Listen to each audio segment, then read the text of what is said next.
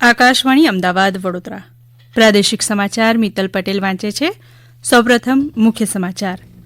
પોઈચામાં નર્મદા નદીમાં ન્હાવા પડેલા સુરતના 8 લોકો ડૂબ્યા, એકનો બચાવ. એનડીઆરએફની ટીમ દ્વારા પાણીમાં ગરકાવ લોકોની શોધખોળ. રાજ્યભરમાં પડેલા વરસાદ બાદ પાક નુકસાનીનો સર્વે કરવા આદેશ આપતા કૃષિમંત્રી 17મી મે બાદ અંતિમ સર્વે રિપોર્ટ સરકાર સમક્ષ રજૂ કરાશે.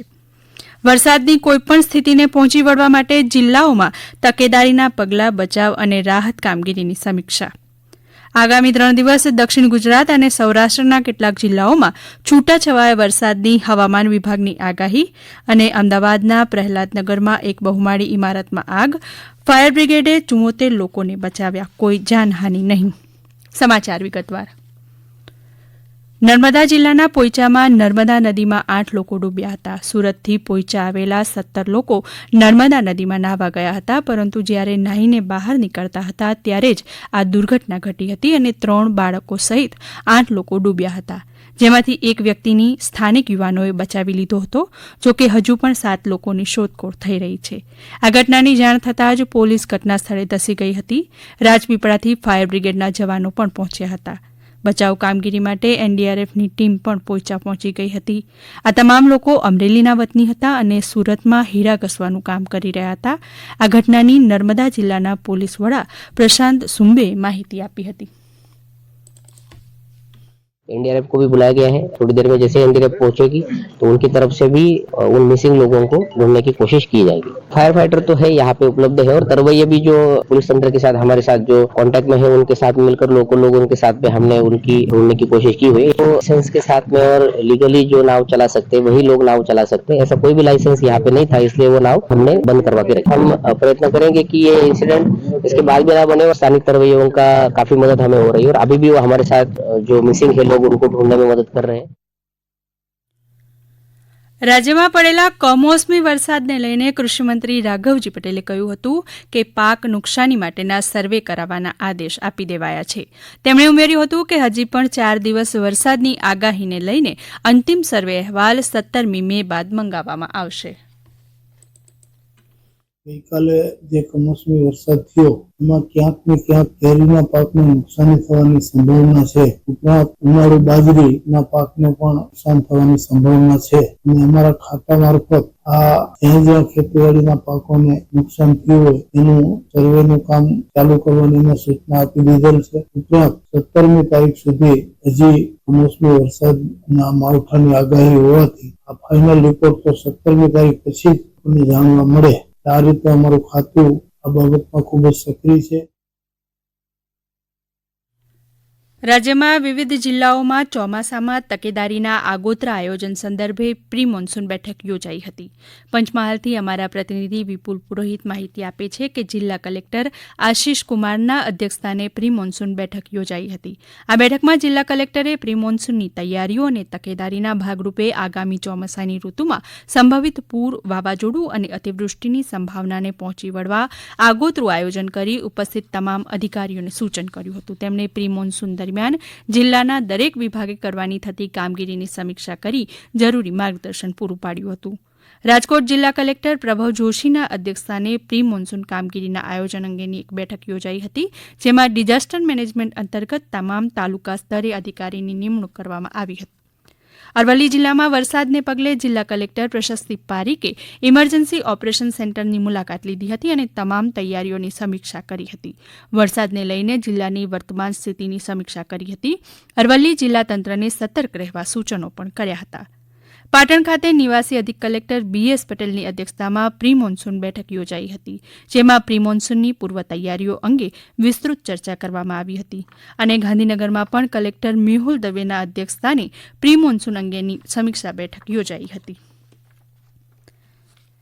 રાજ્યમાં ગઈકાલે વરસેલા ભારે અને તોફાની વરસાદ બાદ હવામાન વિભાગ આગામી 3 દિવસની કેટલાક સ્થળોએ છૂટાછવાયા વરસાદની આગાહી કરી છે. હવામાન વિભાગના જણાવ્યા મુજબ આવતીકાલે 15મી મેના રોજ સૌરાષ્ટ્ર અને દક્ષિણ ગુજરાતમાં છૂટાછવાયા વરસાદની શક્યતા છે, જ્યારે રાજ્યના બાકી વિસ્તારોમાં હવામાન સૂકું રહેશે.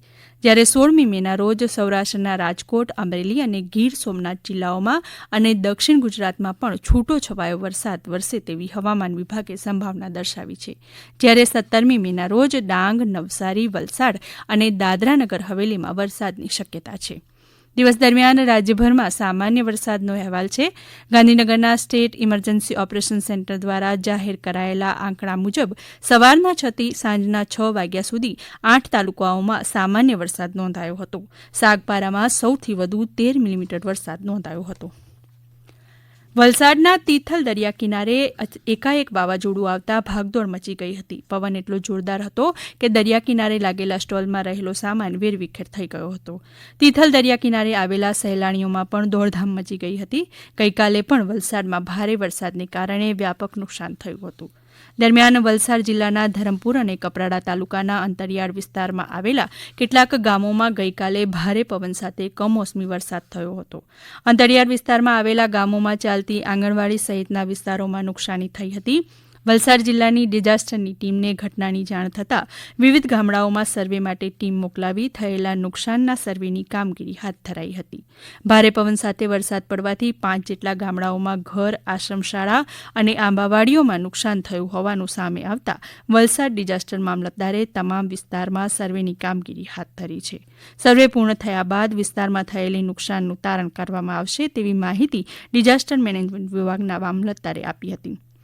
તાપીના નીઝરમાં વ્યાવલ ગામે એક તૂટી પડેલા વીજપોલને રિપેર કરવા માટે ગયેલા કર્મચારીનું કરંટ લાગતા મોત થયું હતું. આ સમાચાર આપ આકાશવાણીના અમદાવાદ વડોદરા કેન્દ્ર પરથી સાંભળી રહ્યા છો. આ સમાચાર આપ અમારી YouTube channel AIR news Gujarat પર પણ સાંભળી શકશો. વધુ સમાચાર માટે આપ અમારા ટ્વિટર હેન્ડલ AIR_News_અમદાવાદને ફોલો કરી શકો છો. અમદાવાદના પ્રહલાદનગરના કોમર્સ હાઉસમાં આગની ઘટના ઘટી હતી. કોમર્સ હાઉસના 9મા માળે ઇલેક્ટ્રિક ડગમાં આગની ઘટનાને પગલે દોડધામ મચી હતી. ફાયર બ્રિગેડને જાણ કરવામાં આવતા 15 વાહનોના કાફલા સાથે અધિકારીઓ અને ફાયર કર્મીઓ ધસી આવ્યા હતા. હાઇડ્રોક્લોરિક પ્લેટફોર્મ સાથે બચાવ અને રાહતની કામગીરી કરવામાં આવી હોવાનું ચીફ ફાયર ઓફિસરે જણાવ્યું હતું. ફાયર બ્રિગેડના જણાવ્યા મુજબ બપોરે લાગેલી આગમાં ફસાયેલા 74 જેટલા વ્યક્તિઓને ભારે જહેમત બાદ રેસ્ક્યુ કરાયા હતા. રાજ્યની શાળાઓમાં આગામી 17મી મેથી ધોરણ 12 વિજ્ઞાન પ્રવાહ અને ગુજકેટ 2024 પરીક્ષાના પરિણામની માર્કશીટ, SR અને પ્રમાણપત્રો મેળવી શકાશે.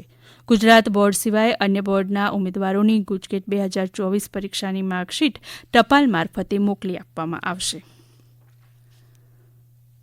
સુરેન્દ્રનગર જિલ્લામાં આગામી તારીખ 20 થી 29મી મે સુધી નિઃશુલ્ક યોગ સમર કેમ્પનું આયોજન કરવામાં આવ્યું છે.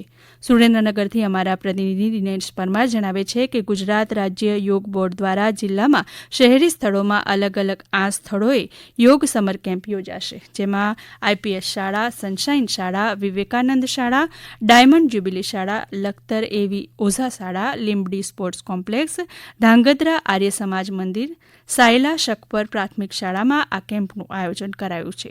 સવારે 7 થી 9 કલાક સુધી યોજાનારા આ કેમ્પમાં 7 થી 15 વર્ષ સુધીના બાળકો ભાગ લઈ શકશે. આ કેમ્પમાં સવારે નાસ્તો, યોગાસનો, ગીતના શ્લોકો તેમજ પ્રાણાયામ પણ શીખવવામાં આવશે. કેમ્પમાં અગાઉ રજીસ્ટ્રેશનના ધોરણે પ્રવેશ આપવામાં આવશે. ગોધરા ખાતે ધોરણ 10 પછી ડિપ્લોમામાં પ્રવેશ મેળવવા અંગે માર્ગદર્શક સેમિનાર યોજાશે.